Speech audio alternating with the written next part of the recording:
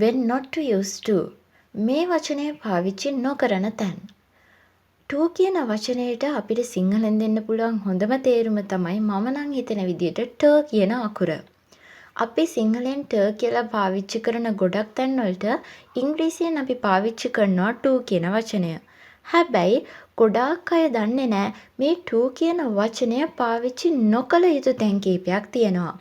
සමහර අය ඉංග්‍රීසියෙන් කතා කරද්දී මෙන්න මේ පාවිච්චි නොකළ යුතු තැන්වලටත් to කියන වචනය දාලා කතා කරනවා.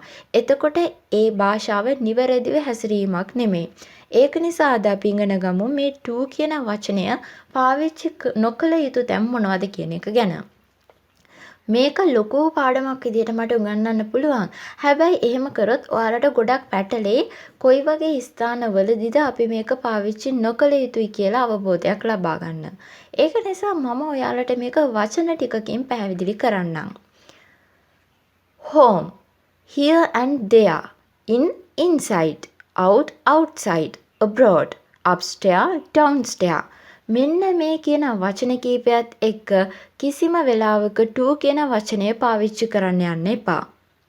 home කියන්නේ ගෙදරට, here කියන්නේ මෙහෙ කියන එක, there කියන්නේ එහෙ කියන එක. inside කියන දෙකේම තේරුම පොදු තේරුමක් විදිහට ගත්තොත් ඇතුළ කියන එක. outside කියන වචන දෙක වෙනුවට පොදු තේරුමක් ගත්තොත් පිටත කියන එක. abroad කියන්නේ පිටරට. upstairs උඩ තට්ටුව, downstairs යට තට්ටුව. මෙන්න මේ වචන කීපය හොඳට කටපාඩම් කරගන්න. ඔයා කාත් එක්ක හරි ඉංග්‍රීසි කතා කරද්දි මේ වචනේ යෙදුනොත් ඒ සමග to කිසිසේත්ම පාවිච්චි කරන්න යන්න එපා. දැන් අපි මේක වාක්‍ය ටිකක් එක පැහැදිලි කරගමුකෝ. කවුරු හරි ඔයාගෙන් අහනවා කොහෙද යන්නේ කියලා. ඔයාට කියන්න ඕනේ මම ගෙදර යනවා කියලා. එහෙනම් ඔයා උත්තරේ විදිහට දෙන්න ඕනේ I am going home කියලා. ඒත් ඔයාලට සමහර වෙලාවට ඇහිලා ඇති සමහර කට්ටිය කියනවා I am going to home කියලා. මේක නිවැරදි නැහැ. home කියන වචනයත් එක්ක අපිට to කියන වචනේ එකතු කරලා කතා කරන්න බෑ. එහෙනම් ඔයා උත්තරේ විදිහට දෙන්න ඕනේ I am going home කියලා. ඊළඟ එක තමයි අපි කාට හරි විධානයක් දෙනවා. please go there. චුට්ටක් එහෙට යන්න. කරුණාකරලා එහෙට යන්න කියලා අපි කියනවා. please go to there කියලා කිසිසේත්ම කියන්න යන්න එපා. there කියන වචනයත් එක්ක අපිට to කියන වචනය එකතු කරන්න බෑ. ඊළඟ වාක්‍ය විදිහට මම දීලා තියෙනවා ඒ විදිහටම ඉල්ලීමක් කරනවා please come here. මෙහෙට එන්න කියලා. please come to here කියලා අපි කියන්නේ නැහනේ. අපි come here කියන වචනේ පුංචි කාලේ ඉඳලා අහලා තියෙනවා. කවදාවත් come to here කියලා කියන්නේ නැහනේ. එහෙනම් මේ විදිහට ලොකු වාක්‍යයක් කියද්දී please come to here මෙන්න මේ වගේ වැරදි විදිහට පාවිච්චි කරන්න එපා. please come here කියලා තමයි අපි කියන්න ඕනේ.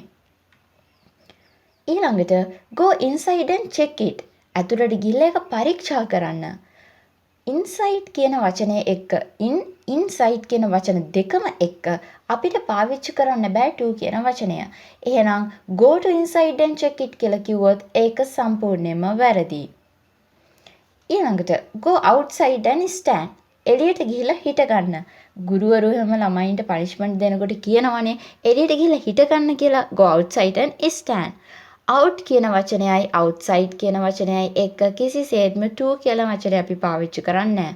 බැරි වෙලාවත් ඔයා කිව්වොත් go to outside and stand කියලා එතනදී ඔයා ඉංග්‍රීසි භාෂාව හරියට දන්නේ නැහැ කියලා ඒක අහන් ඉන්න කෙනෙක්ට තේරෙන්න ඉඩ තියෙනවා. ඊළඟට she went abroad. ඇය පිටරට ගියා. she went to abroad කිව්වොත් ඒක වැරදි. මේ she went abroad කියන එක අපිට එදිනදා ජීවිතේදී ගොඩක් කතා බහට ලක් වෙන වාක්‍යයක්. සමහර වෙලාවට රට යන පුද්ගලයෝ ගැන අපි නිතරම කතා කරනවානේ දැන්. එතකොට she went abroad. අය පිටරට ගියා කියලා තමයි අපි කියන්න ඕනේ. abroad කියන වචනයත් එක්ක to කියන වචනය පාවිච්චි කරන්න යන්න එපා. ඊළඟට they came downstairs. ඒගොල්ලෝ පහළ තට්ටුවට ආවා. they came to downstairs කිව්වොත් එතනදී ඒක වැරදි. we went upstairs. අපි උඩ තට්ටුවට ගියා. we went to upstairs කිව්වොත් ඒක වැරදි. දැන් ඔයාලා කරන්න ඕනේ මෙන්න මේ ප්‍රධානතම වචන ටික කටපාඩම් කරගන්න එකයි. මේකේ තේරුමත් එක්කමයි ඔයාලා කටපාඩම් කරගන්න ඕනේ. මේ තේරුමත් එක්ක කටපාඩම් කරගෙන ඔයාලා මේ වචන ටික යොදලා වාක්‍ය ටිකක් නිර්මාණය කරලා බලන්න.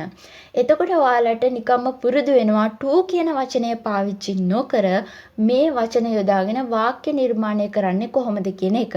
එහෙම නැතුව අපි එකපාරටම ඉංග්‍රීසි කතා කරන්න යද්දි තව කෙනෙක් එක්ක ගොඩාක් වෙලාවට අපි to කියන වචනේත් එක්ක තමයි මේ වචන සෙට් එකත් පාවිච්චි කරන්න උත්සාහ කරන්නේ. හැබැයි ඔයාලා කලින් පුහුණුවක් ලබාගෙන තිබ්බොත් හරියට ඔයාලට ටක් ගාලා මතක් වෙනවා මේ වචනේත් එක්ක මම to කියන වචනය පාවිච්චි කරන්න හොඳ නෑනේ කියලා. මේ විදිහට අපේ Viral Beam YouTube channel එකෙන් අපි ඔයාලට ගොඩාක් ඉංග්‍රීසි පාඩම් ගැන අවබෝධයක් ලබා දෙනවා. ඒ වගේම අපි අලුතින් DVD එකක් නිර්මාණය කරලා තියෙනවා. spoken English skill එක දියුණු කරගන්න කොහොමද කියන එක ගැන ඕගොල්ලන්ට අවබෝධයක් ලබා දෙන්න. ඒ කියන්නේ spoken English වැඩි දියුණු කරගන්න පුංචි රහස් කීපයක් කියලා දීලා ඒ වගේම ඊට අදාළ විශේෂිත වූ පාඩම් කීපයක් කියලා දීලා ඔයාලටම අධ්‍යයනය කරගන්න පුළුවන් වෙන විදිහේ විශේෂිත DVD එකක් අපි නිර්මාණය කරලා දීලා තියෙනවා. මේ DVD එක ගැන විස්තර බලා ගන්න ඔයාලා කැමති නම් මේ DVD එක මිලදී ගන්න ඔයාලා කැමති නම් ඔයාලට පුළුවන් මේ තිරේ දිස්වන වීඩියෝ එක ක්ලික් කරලා ඒ ගැන අවශ්‍ය විස්තර ලබා ගන්න. ඒ වගේම Viral Beam YouTube channel එකට ඔයාලා කැමති නම් මේකේ තියෙන වීඩියෝස් යාළුවොත් එක්ක ෂෙයා කරගන්න. ඒ වගේම අපිව subscribe කරන්න.